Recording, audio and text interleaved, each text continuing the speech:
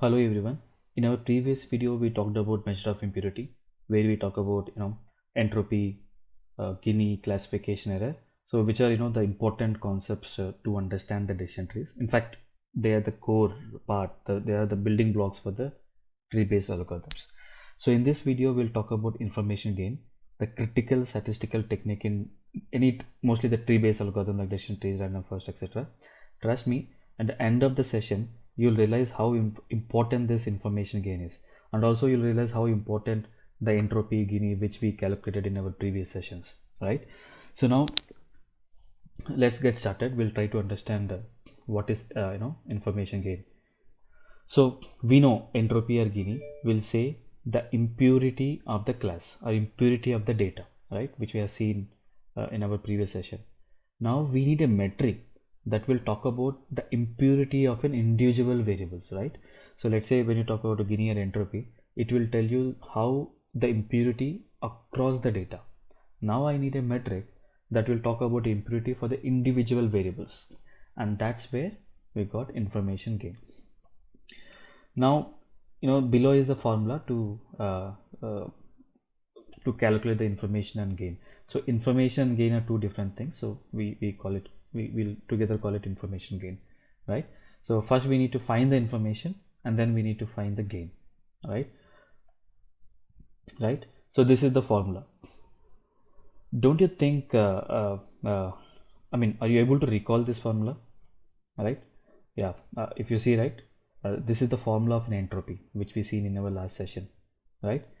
So now what we are doing is simply we are trying to find the entropy for each column, right? Because obviously I need to find the impurity, right? So entropy says the impurity across the data, where information gain says the impurity within each variable, right? So obviously I need to take the help of entropy to find the information gain, right? I mean the impurity for individual variable, right? But the major difference between the formulas, which you can see is we this is the probability count of x by count of group, and p of j is nothing but the probability which we have seen. But when you talk about this p of j in entropy, what it says is it says the number of occurrence of either s or no divided by total number, right? But if you see the probability here, it says count of x by count of group. What is count of group? We'll see. So now to find the information gain, first I am finding the information gain for the variable called outlook, right? So this variable outlook. Now what I did is I grouped. So this is obviously categorical variable. We have sunny, overcast, and rain. So for sunny, how many s I have and how many no I have, and this is the total group count of each group. Clear? So this is what I mean by group. The only difference between the entropy formula for calculating the measure of impurity and the entropy formula for information gain is only the probability will change here. Here the probability is count of s by total group. Here the count of s by the count of the individual group, right? Now if I substitute this formula to sunny, overcast, and rainy, this is how it looks like, right? So 2 by 5, which is when you see for the sunny, we have the count of s is 2 and the count of group is 5. 2 by 5 log of 2 by 5 minus, and when we have two classes here, right? So the count of no is 3, so 3 divided by 5, so 5 is my total count group. Similarly we find it for overcast and rainy, right? Now this is the formula for information. As I told you, right, information gain are two different things, information and gain, right? Now we are trying to find how much information I can retrieve from this the column called outlook. So the formula is h of s of t, right? So we know, right, this is what, right, h of s of 1, h of s of 2, h of s of 3. Now I need to find the summation of this, right? And we have one more probability here. This time the probability of is the count of each group divided by total count, which is 5 divided by 14. We have 14 total columns, right? 5 divided by 14, 4 divided by 14, 5 divided by 14. Now if you see, we have three different probability here, right? So when you're calculating the entropy, right? The measure of impurity across the data. This P of j is different. What it says, count of individual group divided by total number of count. If you talk about S, let's say how many S we have, 6, 7, we have 7, which is 7 divided by 14, right? We have total 5 nodes, which is 5 divided by 14 for when we are calculating entropy. One of the probability here is to find the information, right? Count of S by count of group, which is like, when you talk about Sunny, it would be 2 by 5. For no, it would be 3 by 5. Now when it comes to find the for information, the probability is a little bit different here. Count of each group by total count. Now if you substitute those values, right, this is how it looks like, right?